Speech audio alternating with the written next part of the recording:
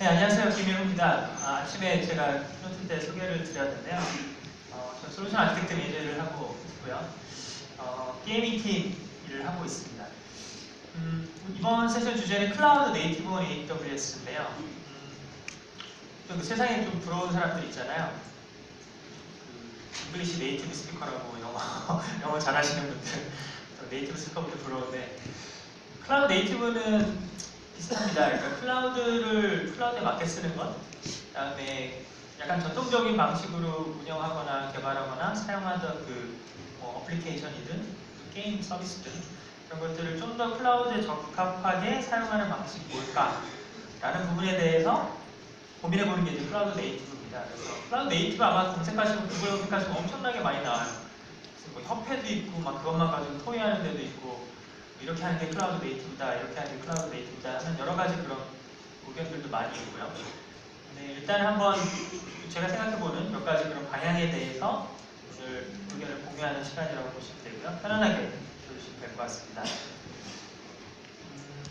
일단은 기존 좀 현재 저희가 하던 얘기를 조금 할 거예요. 그 다음에 마이크로 서비스 아키텍처, 컨테이너 이런 얘기를 좀 할 거고, 약간 데이터베이스 측면에서의 클라우드 네이티브, 그 다음에 데이터 분석, 그리고 저희가 조금은 잘 터치를 하지 않는데 보안에 관련돼서도 잠깐 간단하게 설명을 드릴게요. 클라우드를 가장 쓰기 쉬운 방법은 뭘까요? 기존에 있는 어플리케이션을 그대로 가져와서 클라우드에 올리는 게 가장 쉬운 방법 중에 하나죠. 앞에서 세션에서도 좀 말씀해 주셨는데 기본적으로 뭐 네트워크 환경 같은 거의 구성은 조금 다를 수가 있고 설정을 해야 할 필요가 있겠지만 기존에 사용하던 것들을 거의 그대로 가져와서 사용할 수가 있습니다. VM이나 컴퓨터 환경이 있는 거고요. 네트워크 IP 포트 그대로 연결하고 할 수 있는 거고요. 그 다음에 이제 VPC라 해서 프라이빗한 네트워크 환경에 대한 이해가 조금 필요하고 그 외의 것들은 대부분 거의 동일하다고 보시면 돼요. 그리고 중요한 건 기존의 온프레미스 데이터 센터에서 하시던 것들을 거의 다 그대로 할 수 있는 게 아마존 웹 서비스의 환경 중에 하나입니다. 그래서 여러 가지 좋아지는 점들이 있죠. 저희가 예전부터 얘기했던 디퍼런시에이트, 헤비 리프팅에서 굳이 이제 이런 것들을 좀 덜 해도 되지 않을까, 그다음에 저기에 들어가는 시간과 비용을 줄이면 좋지 않을까라는 게 이제 기존에 IT를 운영하거나 그다음에 뭐 개발하시거나 하시던 분들이 좀 어려웠던 부분, 시간을 많이 썼던 부분을 좀 줄여줄 수 있지 않을까라는 게 이제 저희가 항상 얘기하는 부분 중에 하나고요. 보통 고객분들 만나면 이제는 많이 잘 쓰세요. 보시게 되면 모바일 디바이스 클라이언트가 있고 그다음에 로드 밸런서가 있죠. 일렉트릭 로드 밸런서. 요즘에는 뭐 어플리케이션 로드 밸런서도 있고 네트워크 로드 밸런서도 있습니다. 그다음에 거기서 들어오는 트래픽을 그 뒤에 있는 백엔드 인스턴스에 잘 분산해주고 그 인스턴스는 자기가 필요한 로직을 처리한 다음에 뒤에 있는 캐시라든가 그다음에 데이터베이스의 데이터를 읽고 쓰면서 하나의 이제 서비스 아키텍처를 구성하시게 되죠. 그 외에 이제 스타일 컨텐츠, 그러니까 일반적인 이미지, 동영상이니 그다음에 컨텐츠 이런 것들은 또 심플 스토리지 서비스에다가 저장해 놓고 그다음에 글로벌 서비스 CDN을 통해 가지고 전체 배포를 하게 됩니다. 굉장히 기본적인 아키텍처예요. 그리고 집에 가셔서 지금 혼자 만드시는 조그만 게임이 있다면 이 아키텍처를 그대로 사용하시면 사실 클라우드 위에서 AWS 위에서 바로 게임을 런칭할 수 있고 실질적으로는 CDN을 다이나믹 컨텐츠까지 할 수 있도록 ELB 앞에 붙이시게 되면은 그냥 맘만 먹으면 글로벌 서비스 혼자 런치를 할 수 있습니다. 그런 빠르게 런치할 수 있는 장점이 당연히 AWS 클라우드의 이제 장점이기도 하고요. 이 쿼트는 이제 에드리안 컴퍼트라는 분인데 이분은 이제 넷플릭스에서 되게 유명한 클라우드 아키텍트였어요. 치프 아키텍트 이런 분이셨고 그다음에 아마존 웹 서비스로 오셔가지고 실제 또 저기 클라우드 전체 아키텍처 전략을 끌어가시는 분입니다. 이분이 주장하시기로는 네이티브 아키텍처라고 하면 온디맨드 딜리버리, 그러니까 빠르게 어떤 서비스를 배포하고 활용할 수 있는 거, 그다음 내가 개발한 걸 빠르게 디플로이 할 수 있는 거, 그다음에 글로벌하게 디플로이 할 수 있는 거, 그다음에 리소스에 대해서 언제든지 유동적으로 바꿀 수 있는 것들, 이런 여러 가지 그런 포인트들을 들어서 저런 것들을 만족하게끔 내가 아키텍처를 만들면 클라우드 네이티브 아키텍처에 가깝다라고 이제 얘기를 하셨더라고요. 게이밍 입장에서도 우리가 클라우드 네이티브라고 하면 기존의 로드 밸런서 EC2 또는 데이터베이스, 그다음에 캐시, 그다음에 스토리지 정도의 사용이 아니라 조금 더 클라우드에 가까운 서비스, 조금 더 매니지드형 서비스, 조금 더 클라우드에 가까운 아키텍처를 만드는 게 좋지 않을까라는 시각으로 이제 뒤에 내용을 들어보시면 좋을 것 같습니다. 앞에서 설명드린 것처럼 기존 서비스를 그대로 가져와서 사용하시는 것도 뭐 어려운 문제는 아니고요. 쉽게 사용할 수도 있고요.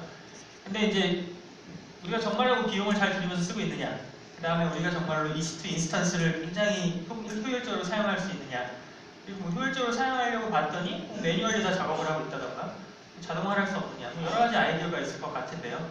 그런 장점들을 최대한 살려보자고 하는 게 또 어떻게 보면 클라우드 네이티브에 대한 그런 아이디어이기도 합니다. 기존에 이제 IDC에서 많은 서비스들이 여전히 돌아가고 있어요. 그리고 저희 게이밍 고객분들 만나뵈면 여전히 데이터 센터에 많은 서버와 스토리지가 있고 그대로 운영을 하시는 분들도 많이 있습니다. 그 중에서 이제 특정 게임은 뭐 비용 효율이든지 아니면 글로벌 진출을 위해서 AWS로 옮겨오시는 부분도 있고요. 그다음에 그 중간 단계에 저희가 게임에서 주로 이제 얘기는 많이 하진 않습니다만 하이브리드 아키텍처 이런 얘기가 있어요. 기존 데이터 센터와 그다음에 아마존 웹 서비스 리전을 안전하게 프라이빗하게 이어서 하나의 커다란 네트워크망을 형성을 할 수가 있겠죠. 그러면 데이터 센터에 있는 시스템이랑 아마존 웹 서비스에다 올려놓은 시스템이랑 서로 네트워크가 보이기 때문에 통신할 수 있게 되고, 그거는 중간에 보이는 이제 전용망 서비스 같은 걸 통해서 연결할 수 있는 안전한 방법이 존재를 합니다. 그래서 기존에 있던 뭐 데이터베이스든 아니면 뭐 서버든 기존에 돌아가던 서비스 같은 것들을 아마존 웹 서비스로 전용망 선으로 연결하게 되면 쉽게 데이터를 주고받으면서 이관할 수도 있고 같이 데이터를 서로 간에 액세스하면서 쓸 수도 있어요. 조금 쉽게 설명드리면 집에 다 공유기 있으시죠? IP 타임 쓰시나요? 조금 돈을 들이시면 뭐 이제 뭐 다른 거 에이서스나 다른 회사 쓰시게 되는데 조금 비싼 공유기를 사면 거기 이제 VPN 서버 기능이랑 VPN 클라이언트 기능이 들어있어요. 그러면 그 공유기에서 VPN 클라이언트 들어가가지고 아마존 웹 서비스에다가 네트워크 환경 하나 만들고 VPN 서버 만든 다음에 집에서 딱 붙게 되면 사실은 똑같은 모양이에요. 여기가 우리 집의 홈 네트워크 환경이 되는 거고요. 19168.0.1 그 에어리어. 이쪽은 아마존 VPC 환경 내에 뭐 10.10.0.0 이런 식의 네트워크가 돼서 생각해보면 우리 집에 있는 그 프라이빗 네트워크 환경이랑 그 아마존에다 만들어 놓은 VPC 환경이랑 프라이빗하게 연결이 되어 있고 서로 간에 통신만 할 수 있는 네트워크를 만들 수 있게 되는 거죠. 그러니까 아이디어는 똑같아요. 그래서 IDC하고도 VPN이 연결이 됐든 또는 전용망 연결이 됐든 연결을 하게 되면 중요한 거는 매우 안전하게 완전히 분리되어 있는 네트워크를 구성할 수 있다. 그 사이에 그 네트워크를 통해서 데이터를 주고받을 수 있다. 라고 이해를 하시면 좋을 것 같습니다. 또 하나는 뭐 기존 서비스를 옮기는 건 어렵지 않아요. 그냥 어플리케이션들, 뭐 그다음에 프론트엔드 이런 것도 쉬울 수 있겠지만 DB를 옮기는 거는 조금 어려울 수도 있죠. 그냥 데이터 백업한 거 그다음에 덤프한 걸 갖다 그냥 내려서 올린다.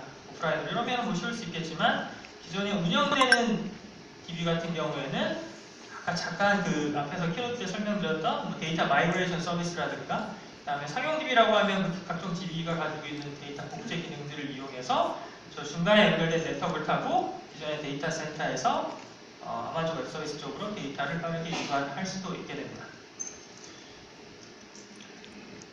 그 다음에 혹시 게임 쪽에서 이제 뭐 스토리지 백업이라든가 아카이빙 같은 걸 고민하신다. 그러면은 기존에는 이제 뭐 데이터 센터 2개 쓰면 되지 뭐 3개 쓰면 되지 고민하실 수도 있겠지만 기본적으로 스토리지 확장하면 그 옆에다가 하나 더 확장을 하죠. 그다음에 백업을 하면 또 옆에 있는 데다 백업을 하고 그러면 사실 그 데이터 센터 내에 가용성이 묶이게 되는 거잖아요. 그쪽에 문제가 생기면은 전체 서비스 API 갈 수 있는 거고 백업한 게 의미가 없어질 수 있게 되는데 만약에 어떤 특정 서비스를 다 옮기는 게 아니라 중요한 데이터만 백업을 하겠다. 우리가 지속적으로 어떤 스토리지 시스템을 구매하는 게 아니라 아마존 웹 서비스에 있는 만약에 뭐 심플 스토리 서비스다라고 하면 그쪽으로 백업을 하시게 되면 언제든지 필요할 때 백업을 할 수 있고 사용하신 만큼만 비용을 내는 거고 잘 아시겠지만 심플 스토리지 서비스는 자기가 데이터를 받으면 아마존 웹 서비스 내에는 이제 세 군데 데이터 센터로 자동으로 복제를 하는 구조로 되어 있습니다. 그러니까 데이터의 안정성, 그다음에 그에 대한 비용, 스토리지에 대한 확장 이런 것들에 대해서 크게 고민할 필요가 없는 게 또 하나의 장점이고요. 그래서 뭐 꼭 전체 서비스를 옮긴다기보다 저런 특정 용도에 의해서도 아마존 웹 서비스에 저희 리전에 데이터 옮김으로써 활용할 수가 있게 됩니다. 그래서 뭐 제가 뭐 커넥션 연결을 좀 말씀드렸는데 옵션 같은 경우는 크게는 뭐 퍼블릭하게 액세스할 수 있는 것도 당연히 존재를 하고요. 그다음에 앞에 설명드린 그런 VPN 커넥션도 지원을 하고요. 그다음에 다이렉트 커넥트라고 해서 전용망 서비스를 지원합니다. 물론 보안이나 가용성이나 또는 뭐 안정성, 프라이빗한 부분에 대해서는 저정망 서비스로 갈수록 훨씬 유리한 부분이 있겠고요. 거기에 따라서 이제 비용의 차이는 조금 발생할 수 있을 거예요.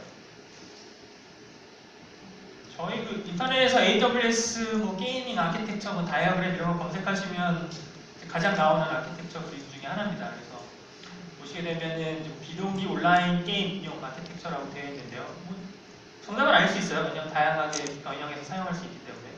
그러면 기본적으로 뭐 로드 밸런서, 뭐 넷, 뭐 게이트웨이, 그 다음에 웹 서버 뒤에 앱, 그 다음에 캐시, DB 이런 식으로 구성하게 되어 있고요. 그래서 저 자체로 데이터 센터에 구성된 부분도 있겠지만 또 아마존 웹 서비스로 가주시게 되면 기본적으로 저런 아키텍처를 가지고 게임을 운영하시게 됩니다.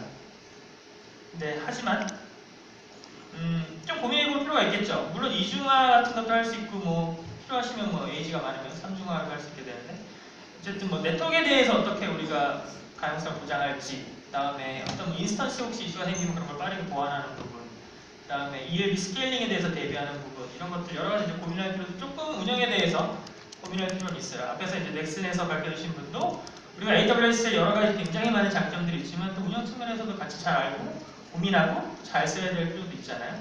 그래서 그런 부분에 대해서 조금 고민할 필요가 여전히 존재를 하게 됩니다. 이 말씀을 드리는 이유는 저런 고민 자체를 조금 덜 할 수 있으면 더 좋지 않을까라는 게 일단 고객을 도와드리기 위한 아마존 웹 서비스의 입장이죠. 그래서 저런 우리가 자동화를 할 수 있고 모니터링도 해주고 운영에 도움도 드리지만 그거에 대한 버든 자체를 줄일 수 있으면 더 좋지 않을까 라고 해서 이제 나온 아이디어가 이제 서버리스 관련되는 서비스들이에요. 그래서 서버리스 관련되는 이런 뭐 람다나 그다음에 뭐 람다 H, 그다음에 API 게이트웨이, 그다음에 메시지 전달하기 뭐 큐 서비스, 노티피케이션 서비스, 스토리지 뭐 여러 가지 이런 관련된 서비스 자체가 실질적으로 그 컴퓨팅 자원이나 네트워크에 대한 관리나 운영까지도 필요가 없어지게 되는 서비스라고 볼 수가 있습니다. 그러니까 당연히 여기는 프로세싱을 하니까 컴퓨팅 자원이 필요하죠. CPU 메모리가 있고 IO가 있겠죠. 하지만 고객은 더 이상 그걸 볼 필요가 없게 되는 그런 이제 매니지 서비스라고 보시면 돼요. 예를 들어서 뭐 인증을 한다. 뭐 이제 저희 내부의 어떤 엔지니어분이 만드신 그런 하나의 아키텍처인데요.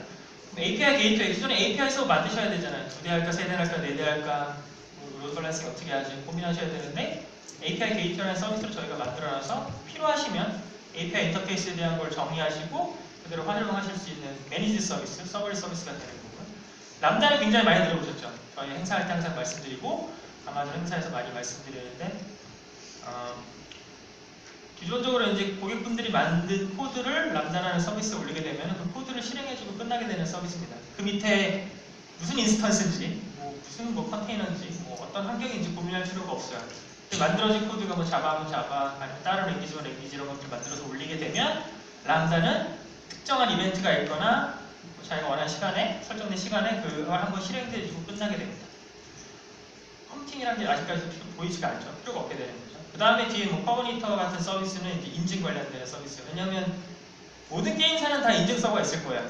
고객 어카운트에 대한 관리도 할 거고, 물론 기존에 만드신 걸 활용하시는 것도 좋은 방법이고요. 하지만 또 새로운 이제 아마존 웹 서비스에서 새로운 게임을 런치할 때 이미 만들어져 있는 코그니터라는 인증 서비스를 활용하시면 코그니터 가지고선 아마존 웹 서비스에 있는 모든 서비스의 접속 액세스 권한을 매니징할 수가 있어요. 그게 뭐냐면 게임 클라이언트가 코그니터를 통해서 인증을 받으면 이 게임 클라이언트는 해당하는 다이나모DB만 뭐 읽고 쓸 수 있다던가 이런 식으로 어떤 제한을 걸 수 있고 보안상의 어떤 굉장히 좋은 장점을 넣을 수가 있고 각 유저가 갖는 데이터를 서로 다른 디바이스에서 싱크할 수 있는 것도 저는 인증 서비스를 통해서 제공을 해드리게 됩니다.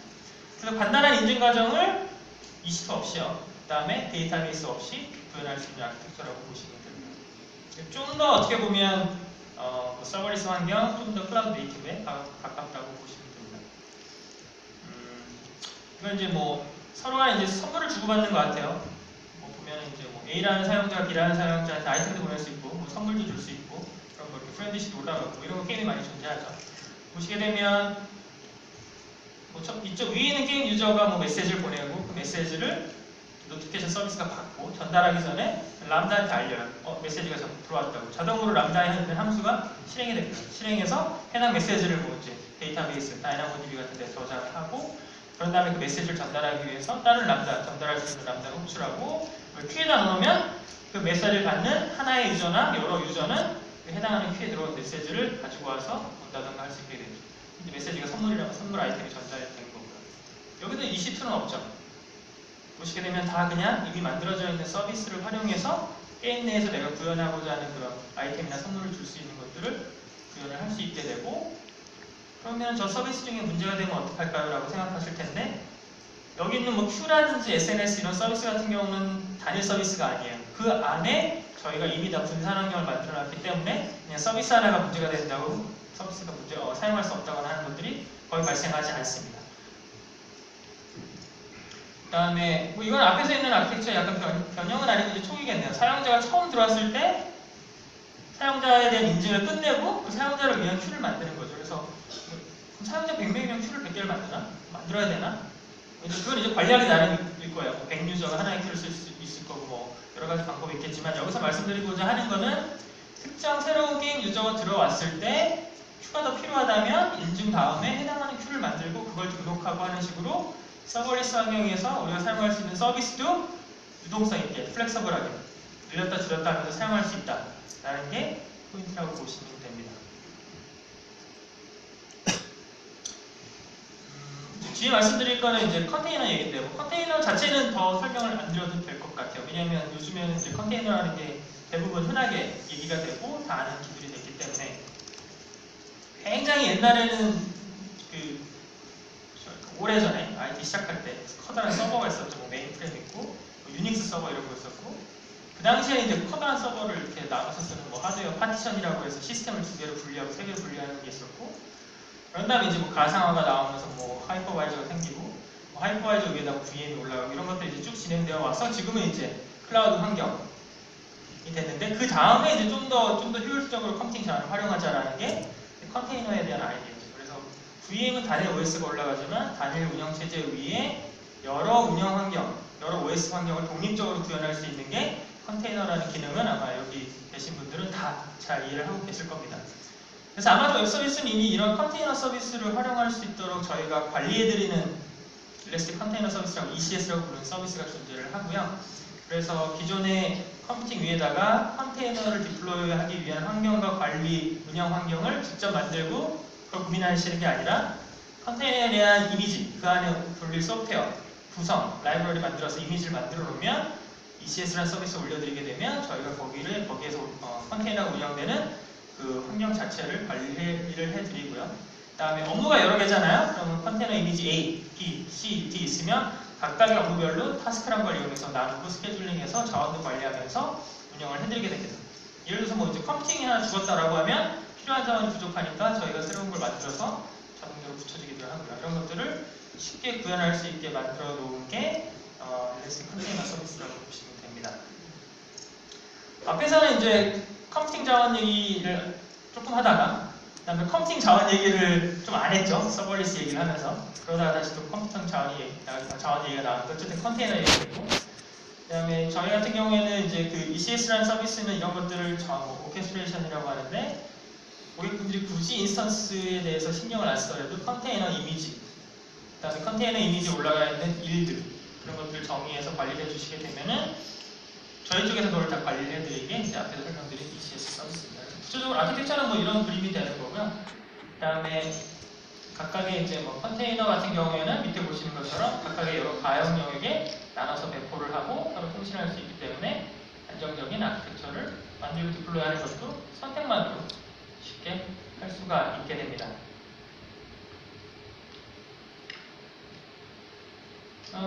자, 그러면 컨테이너 관리해주네? 좋네. 근데 관리를 한다는 얘기는 각각의 인스턴스랑 뭔가 우리가 최소한 뭐 이렇게 통신을 좀 해야 되잖아요. 얘가 상태가 어떤지, 문제가 없는지, 뭐 디플로이 잘 됐는지. 그러다 보니까 밑에 이렇게 몇 가지 에이전트들이 필요하게 되고요, 당연히. 그래서 아마존 웹서비스에서 컨테이너 쓰시게 되면은 저런 에이전트가 각각의 인스턴스에 동작을 하고 정보를 주고받으면서 디플로이도 하고 런치도 하고 모니터링도 하게 됩니다. 하지만 이제 여기서 하나 더 나가게 되면 이제 뭐 서버리스 얘기도 했고 클라우드 네이티브도 했는데 이제 컴퓨팅 자원 굳이 그렇게 우리가 뭐 그래 우리 컨테이너 서비스 돌리는데 뭐 인스턴스 10개 쓴다 20개 쓴다 고민할 필요가 있을까? 라는 이제 한 단계 더 나가는 생각을 하시게 되면 그러면 우리가 그냥 컨테이너 자체도 우리가 직접 다 밑에 리소스를 자동적으로 관리해주는 서비스를 만들면 좋지 않을까라고 생각한 게 파게이트라고 보시면 되고요. 파게이트 같은 경우는 기존에 돌아가던 이 위에 있는 것들에 대해서 그 에이전트라든가 컴포넌트라든가 이런 것들에 대해서 굳이 신경을 안 써도 내가 필요하면 언제든지 쓸 수 있는 관련 컨테이너 서비스라고 생각을 하시면 돼요.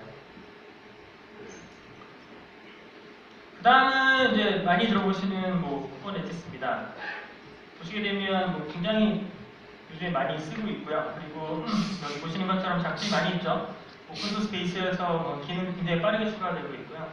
그다음에 확장 같은 것도 쉽고 관리 측면을 쉽게 해주고, 그다음에 모든 걸 이제 API를 당연히 매니지할 수 있는 인터페이스도 제공을 해드리고 있습니다. 근데 이제 쿠버네티스 하면 조금 저희랑 비슷한 회사 생각이 좀 나시긴 할 거예요. 그쪽에서 뭔가 이제 얘기를 많이 하게 되는데, 제가 말씀드리고 싶은 거는 그럼 컨테이너를 어디서 많이 제일 돌릴까요?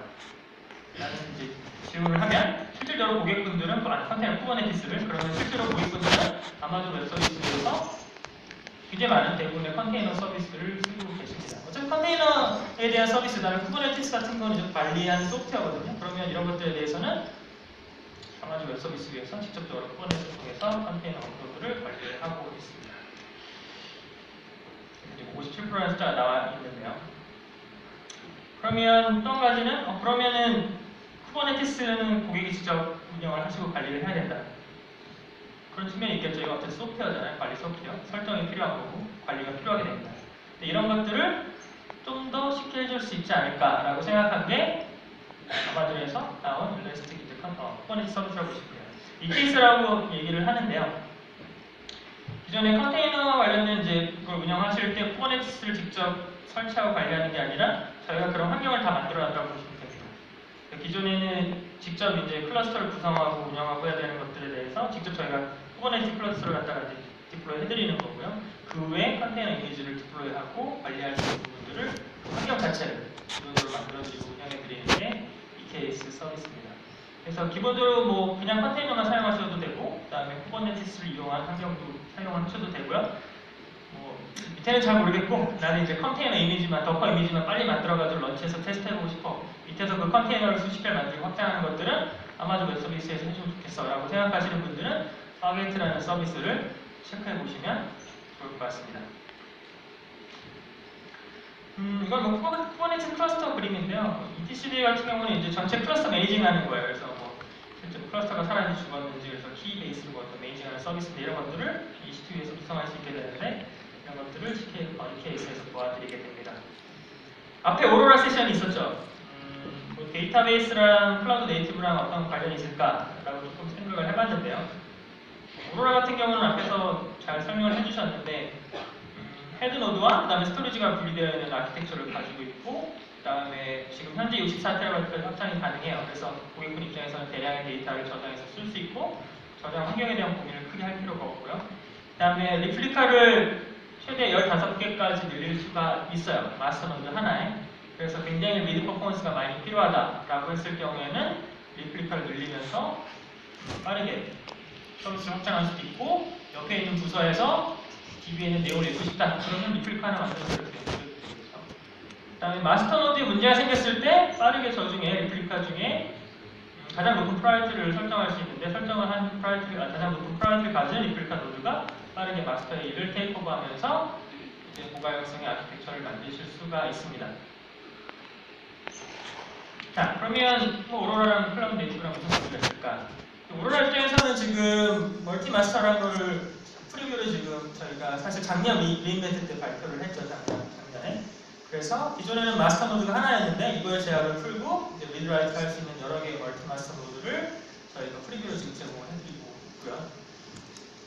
여기서 하나 더 나가면 그때 이제 발표했던 게 멀티 리전 멀티 마스터예요. 그래서 오로라 같은 경우에 만약에 이 기능이 지금 현재는 저희가 출시를 하진 않았지만 어나운스만 했습니다. 이러한 기능을 지원할 것입니다라고 NGJ 분이 말씀을 드렸는데, 그렇게 되면 각각의 리전 간에 오로라 DB가 서로 싱크하는 DB가 구성이 되게 되는 거고, 밑에 있는 스토리지 레이어에서 데이터 싱크를 하기 때문에 빠른 시간 내에 데이터를 복제를 해드리게 되고, 예를 들어서 한국에 있는 리전에서 오로라 데이터를 라이트했다 그러면 옆에는 일본이라든가 미국에 있는 리전에 해당하는 오로라 노드가 있으면 데이터가 자동으로 전달이 돼서 싱크를 하게 되는 거죠. 그러니까 처음에는 이런 것들을 아키텍처에 비해서 접근을 해야 되고, 그 다음에 저쪽에 이제 만약에 DB가 다른 리전에 있을 경우에 뭐 리플리카를 만드는 건 지원하겠지만 저런 식으로 멀티마스터, 멀티 리전을 지원하려면 데이터를 이동시켜야 되는 거, 이동하는 솔루션, 그에 대한 싱크에 대한 여러 가지 것들을 고민해야 되는데 그런 고민 자체를 할 필요가 없어지는 게 오로라가 앞으로 멀티마스터, 그다음에 멀티마스터, 멀티 리전을 지원하면서 좀 더 클라우드 네이티브한 환경을 만드는데 데이터베이스가 도움을 드리게 됩니다. 그리고 아마 또 많이 들어보셨던 다이나모DB가 있죠. 노스컬 DB입니다. 저희가 관리해드리는 DB인데 다이나모DB는 이미 이 기능을 런칭을 했죠. 글로벌 테이블이라고 되어 있고 옛날에 이제 3, 4년 전에 골프님이랑 이제 미팅을 하다 보면 이럴 때가 있어요. 우리가 서비스를 뭐 아시아 지역에 할 건데 뭐 아시아 지역에서 게임을 플레이하던 사람이 갑자기 미국을 가면 어떡하지? 굳이 뭐 한 10,000명 중에 1명 갈까 말까 하는데 그 사람은 고민할 필요가 있을까요? 이런 대답을 드린 적도 있는데 사실 다이나모DB에다가 사용자에 대한 어떤 계정 정보를 넣고 이 기능을 이네이블 한다라고 하면 우리가 더 이상 고민할 필요가 없죠. 그쪽 지역에 가서 그쪽 지역에 가까운 다이나모DB 액세스하면 이 사용자에 대한 정보는 이미 싱크가 되어 있는 거예요. 글로벌 테이블이고 한쪽에 업데이트가 되면 다른 리전으로 확산할 수 있기 때문에 그러면 우리가 생각하는 뭐 어떤 글로벌한 싱글 DB, 싱글 빌드 뭐 이런 것들을 노스컬 베이스로 게임을 만들어서 런치를 할 수 있게 되는 거죠. 자, 그러면 이제 이 모든 기능을 이제 다 만족한다고 가정했을 때 아직 프리뷰잉 기능도 아직 나오지 않은 기능이 있습니다만 아키텍처가 쉬워져요. 글로벌 아키텍처 같은 거예요. 그러면 그냥 기본적으로 관계형 DB는 오로라를 사용을 해가지고 멀티마스터, 멀티리전 기능을 쓰면 될 것 같고 그 다음에 노스컬을 사용한다고 하면 다이나모DB의 글로벌 테이블 이용해서 얘네들 알아서 얘네들하고 하죠. AWS에 싱크해줄 것 같고 그렇다면 그 유저 입장에서는 내가 가장 적합한 리전으로 들어가서 게임을 플레이하면 되지 않을까? 라는 생각을 할 수 있을 것 같아요. 내가 어디로 들어가야 되지? 라는 고민하실 텐데 그것조차도 이제 뭐 어떤 로직으로 만드는 게 아니라 아마존에 있는 라우터 13이라는 그 DNS 서비스에 가보시면 레이턴시 베이스 라우팅, 레이턴시가 나온 쪽으로 사용자를 보내주는 거, 그러니까 DNS 정보를 주는 거죠. 그 다음에 웨이트드 해가지고 내가 필요한 사용자를 갖다가 뭐 이제 특정 트래픽을 나눠서 분산하는 거 이런 것도 이제 여러 가지 이런 컬러시가 존재를 해요. 그렇게 되면 게임을 나중에 미래에 디플로이를 하게 되면은 유저에 대한 고민 없이 그 다음에 사용자를 어디로 보내야 될 그런 밸런싱에 대한 고민 없이 데이터에 대한 싱크 고민 없이 게임을 만들어서 글로벌하게 런치할 수 있지 않을까 라는 이제 생각을 해보게 됩니다. 네. 또 하나 혹시 넵튠이라고 들어보셨어요? 아마존 넵튠?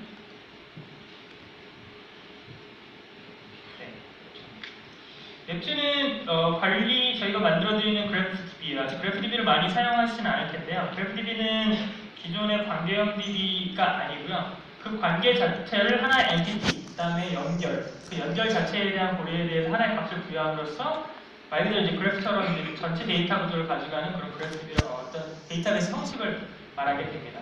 여기서는 뭐 소셜 네트워크 같은 경우 되게 좋겠죠. 그러니까 뭐 사용자 테이블이 있고 사용자 친구 테이블이 있고 해가지고 이 사람의 친구가 누구 이런 식의 쿼리를 던지는 게 아니고요. 서로에 관한 관계를 계속 라인을 가지고 정의한다고 보시면 돼요. A라는 친구가 누구면 해당하는 친구하고는 친구의 관계에 대해서만 정의를 하게 돼요. 그럼 얘 친구가 누구야? 라고서는 쿼리가 아니라 쿼리랑 무슨 코멘트 던지게 되면은 친구 그냥 리스트가 바로 튀어나오겠죠. 이런 식으로 빠르게 데이터를 불러낼 수도 있고 액세스할 수 있는 게 그래프DB의 장점이에요. 그래서 추천 서비스도 할 수 있고요. 그래서 뭐 좋아하는 음식이다 그러면 거기에 사람들이 많이 붙어있다 그러면 내 친구인 사람이 좋아하는 음식을 추천할 때 해당하는 그 라이크가 많이 붙어있는 음식을 추천한다든가 이런 식으로 만들 수가 있는 게 그래프DB의 장점입니다. 그러니까 게임 내로 이걸 살짝 옮겨보시게 되면 지금 게임 내에서 DB에 데이터 디자인하시고 게임 내 기능을 갖다가 DB에다 테이블 정의하시는 분들 입장에서는 이 그래프DB를 활용하시게 되면 좀 더 빠른 성능에 그 다음에 좀 더 간단한 쿼리를 이용해서 게임에서 활용할 수 있는 것도 아이디어로는 좋은 아이디어가 될 수 있을 것 같습니다.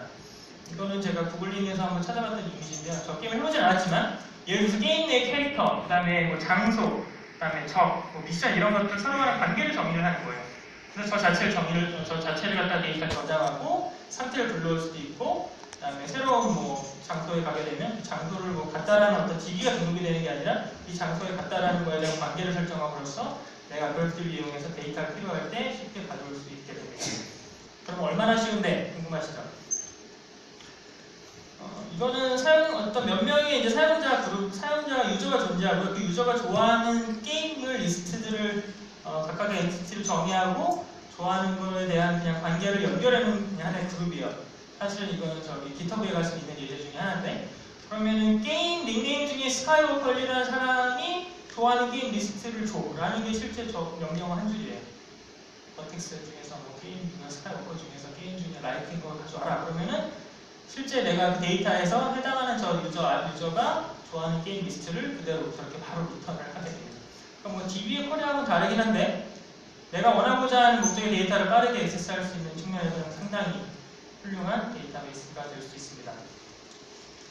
또 한 가지는 앞에서 잠깐 나왔던 게임입니다. 뭐 브레이커라는 게임인데 보시게 되면 게임이고 맵이 존재하고 아까 키노트 때 잠깐 설명드린 것처럼 그때는 PUBG 맵을 보여드렸는데 이 게임 같은 경우에도 실제 게임 내에서 이제 4대4 전투라는 게임이에요. 전장이고 거기서 이제 쉽게 말해서 킬데스 레이트 뭐 이런 어떤 레이셔가 높은 지역에 대해서 로그를 받아서 hit맵을 그려놓은 상태고요.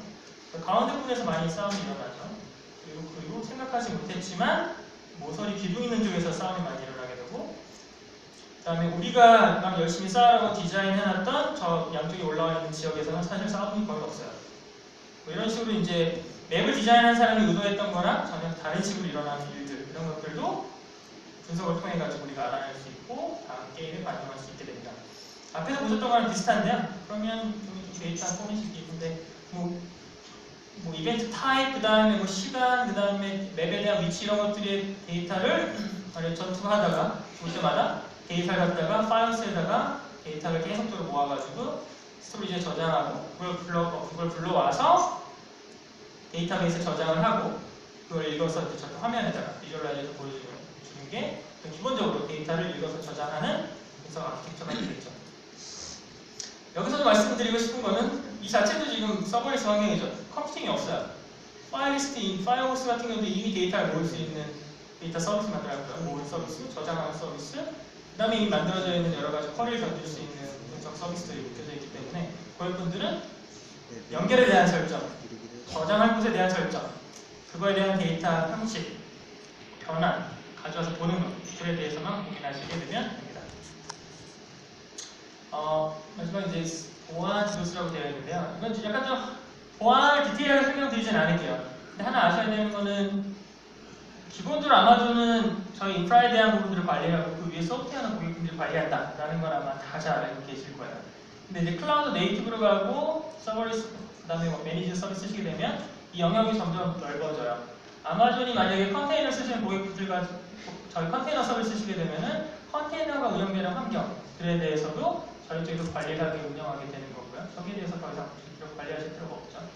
그 다음에 이제 매니지 서비스, 저희가 이미 다뭐 가용성이니 복제니 뭐 관리 이런 것들 다 해드리는 서비스 같은 경우는 그 외에 이제 뭐 네트워크 트래픽, 그 다음에 인크립션 이런 것들도 저희가 옵션을 제공해드리고 선택해서 쓸 수 있게 됩니다. 그러니까 관리해야 될 포인트가 조금 줄어든다에 대해서 이제 인식을 하시면 될 것 같고요. 그 다음에 디도스는 인기 있는 게임을 항상 고민을 많이 하는 부분이죠. 보시게 되면 디도스 미티게이션 할 수 있는 좀 몇 가지 방법이 있어요. 예를 들어서 뭐 클라우드 프론트다 그러면 일단 공격 대상이 하나의 리전의 서비스를 만들어갖고 CDN을 붙여놨다 그러면 CDN이 글로벌하게 있기 때문에 트래픽 자체가 어떻게 해야 될 타겟 자체가 이제 분산되는 효과가 있고요. 그 다음에 CDN 자체가 기본적으로 웹 서비스에 대한 것만 지원하기 때문에 다른 어떤 트래픽에 대해서 방어할 수 있는 게 자동적으로 다른 쪽을 받지 않기 때문에 자연적으로 그런 것들을 방어해줄 수 있는 기능이 되고, 그다음에 와프가 서비스가 있습니다. 아마존 웹 서비스에. 그러면은 뭐 모바일 게임이다, 그다음에 우리가 API가 어떤 CMA 기능을 개발을 했다라고 하면은 와프에서 이제 문제가 되는 이제 그런 공격 같은 것들을 룰을 정해서 걸러내거나 방어를 할 수 있게 됩니다. 그다음에 아까 말씀드린 것처럼 저희가 제공하는 DNS 서비스가 DNS를 베이스로 활용한 그런 어택 같은 것들도 미티게이션 할 수 있게끔 도와드린다고 볼 수가 있어요. 그래서 기본적인 그런 서비스만을 사용해서도 개발하신 게임 아키텍처를 적절하게 미티게이션 할 수 있는 방법을 제공해드립니다. 다음 AWS 쉴드라는 서비스도 있습니다. 이거는 쉴드 말고 쉴드 어드밴스드라고 하는 유료 서비스가 있게 되는데 이거는 이제 여러 레이어를 다 커버한다고 보시면 돼요. 앞에서 이제 어플리케이션 레벨이 아니라 실질적인 네트워크 레벨의 어택 같은 것도 이쪽에서 디텍션을 하고요. 방어를 할 수 있게 되고 어드밴스를 사용하시게 되면 저희 쪽에 이제 아마존 웹 서비스의 그런 네트워크 엔지니어를 통해서 지원을 받을 수 있게끔 다양한 서비스를 제공하고 있습니다. 그래서 큰 게임을 운영하시거나 어떤 디도스에 대한 문제가 있을 경우에는 저 서비스에 대해서 한번 활용해 보시면 좋을 것 같아요. 포켓몬 고 아직 하시나요? 포켓몬? 아직 하시나요? 안 하시나요? 아마존 쉴드를 활용한 사례인데요. 포켓몬 처음 나왔을 때 뭐 난리 났었던 거 기억나시죠?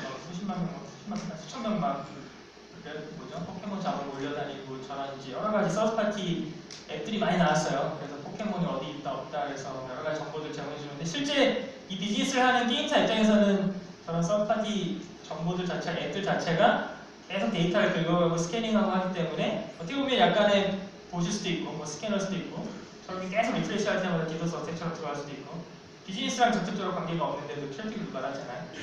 그래서 실제 저 회사에서는 아마존의 AWS 쉴드를 도입을 해서 새로운 어떤 이벤트를 많이 준비를 합니다. 포켓몬 고 같은 게 이벤트를 뭐 2주에 한 번 이렇게 한 번씩 런치를 하게 되는데 그때마다 대량의 트래픽이 밀려 들어와요. 그래서 그런 것들을 방어할 수 있고 걸러낼 수 있고 하는 것들을 아마존 쉴드를 이용해서 적절하게 활용을 해서 막았다고 보시면 되고요. 그 다음에 또 한 가지는 이제 가드듀티인데요. 이거는 요즘에 인공지능이 굉장히 핫하죠. 근데 가드듀티는 뭐냐면 인공지능 베이스의 어떤 보안 솔루션이라고 보면 돼요.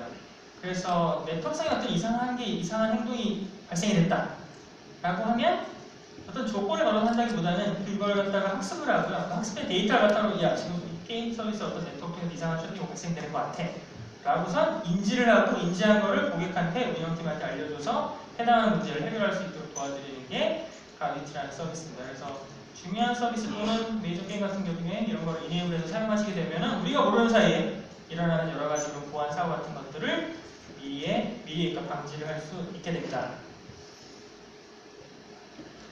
시간이 좀 생각보다 많이 짧아서 빠르게 진행을 했는데요.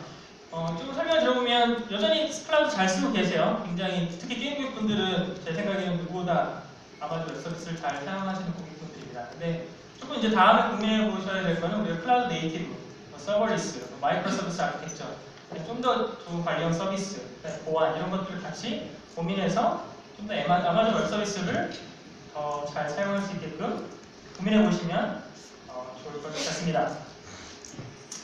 네, 제 세션은 여기까지입니다. 감사합니다. 고맙습니다.